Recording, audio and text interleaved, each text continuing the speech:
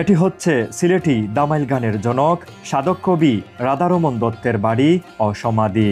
বাংলা লোকসঙ্গীতের পুরোধা লোককবি রাধারমণ দত্ত, বাইবে রাধারমণ বলেই তিনি অধিক পরিচিত। তার রচিত দামাইল গান সিলেট ও ভারতে বাঙালিদের কাছে পরম আদরের।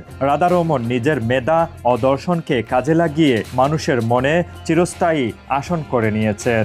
তিনি দেহতত্ত্ব, ভক্তিমূলক, অনুরাগ, প্রেম, ভজন, দামাইল সহ নানা ধরনের কয়েক হাজার গান রচনা করেছেন।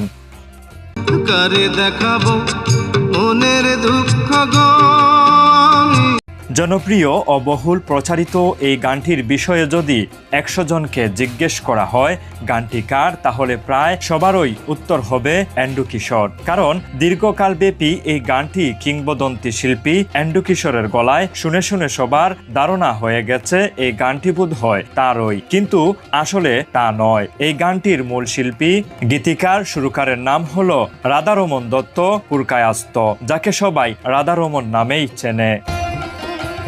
বাটি বাংলার অন্যতম একটি জেলা সুনামগঞ্জ। হাওর বাওর, নদ নদী, পাহাড় টিলা অধ্যুষিত প্রকৃতির অপরূপ সৌন্দর্যের এক লীলাভূমি সুনামগঞ্জ। আর এই সুনামগঞ্জে যুগে যুগে অসংখ্য মর্মী কবি, বাউল, সাধক, গীতিকার, সুরকার, শিল্পী, আধ্যাত্মিক ব্যক্তির জন্ম হয়েছে। দেওয়ান হাসন রাজা, বাউল সম্রাট শাহ আব্দুল করিম সহ জীবনভর তাদের দীর্ঘ সাধনায় সৃষ্টি জারি, সারি, বাটিয়ালি, গেটু গান, জারি গান, মালজুরা বা কবি গান, কীর্তন, দামাইল গানগুলো বৃহত্তর সিলেট, আসাম, ত্রিপুরা, মেঘালয় সহ অনেক অঞ্চলকে যেমন সমৃদ্ধ করেছে, তেমনি আমাদের বাংলা লোকগানের ভান্ডারে যোগ করেছে অসাধারণ মাত্রা।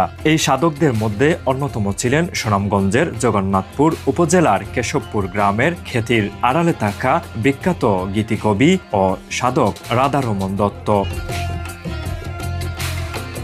রাধারমণ দত্তকে অনেক অভিধায় অভিহিত করা যায়। তিনি একাধারে ছিলেন মর্মী কবি, বৈষ্ণব, সহজিয়া ঘরানার সাধক, দামাইল গানের জনক কিংবা লোকায়ত বাংলার মহান কণ্ঠস্বর। জীবনের বড় একটা অংশ যিনি কাটিয়ে দিয়েছেন অন্তরের সন্ধানে। তেমনি প্রেম, বিরহ, বিচ্ছেদ, দেহতত্ত্ব, ভজন, ভক্তি, রাধাকৃষ্ণের আকুলতা নিয়ে বেঁধেছেন গান। নিজে কখনো সেসব গান না লিখলেও তার ভক্তরা শোনার সাথে সাথেই প্রতিবদ্ধ করে ফেলতেন।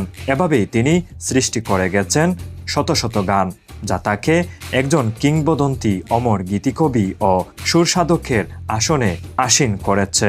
বন্ধুরা, আপনারা এখন দেখছেন সিলেটি দামাইল গানের জনক রাধারমণ দত্তের বাড়ি ও সমাধি।